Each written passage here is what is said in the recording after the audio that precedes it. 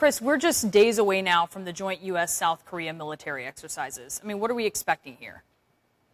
Yeah, basically, Brianna, the USS George Washington, which is a nuclear-powered aircraft carrier, is steaming to that area right now. On board, all told, with the small fleet of ships that surround it, you're talking in a neighborhood of about 7,000 American sailors, 75 fighter jets on board. This is going to be a combination of air and sea. And again, we're told that that ship is on the way. Those exercises will start Sunday, last for about 4 days. And so that's when we'll have to start really keeping an eye on what North Korea's response will be when those training exercises start. Well, and already, Chris, we've seen this has provoked a bit of a response from North Korea, right? Yeah, exactly. They called both the U.S. and South Korea trigger happy, said these exercising, as Stan mentioned, are pushing the region to the brink of war. And today, what we saw was puffs of smoke, the sound of artillery fire coming from the North Korean mainland. As the U.S. military commander was touring that area of South Korea where the damage hit, a lot of those could be heard off in the background. So apparently, North Korea was testing its own artillery. Again, another sort of provocative action coming ahead of these exercises. And there's a lot of moving parts going on right now, Chris. The South Korean defense minister has resigned. Do we know exactly why?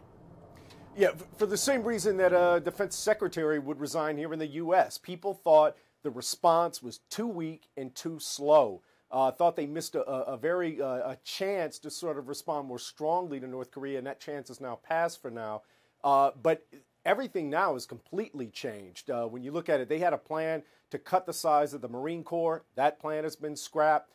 Instead, they're going to reinforce a lot of the ground troops on some of these outlying islands. And probably most importantly, they're going back and completely revising their rules of engagement to give themselves options for a more aggressive response down the road.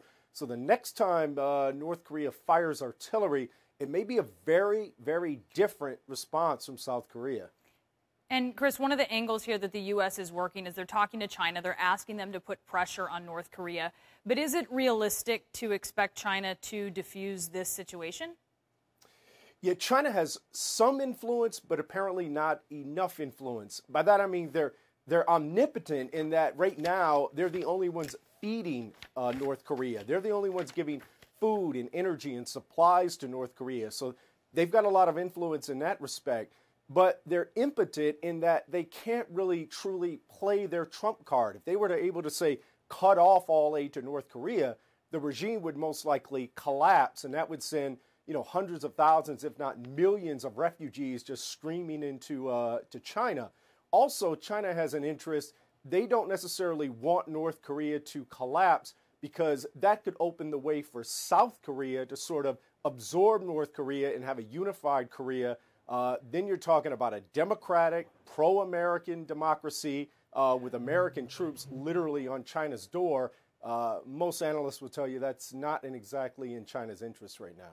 And, Chris, whenever North Korea does something, there's always this idea out there that they're sort of crying for attention. And I'm wondering if the Pentagon thinks that this, attack has anything to do with trying to get the U.S. back to talks.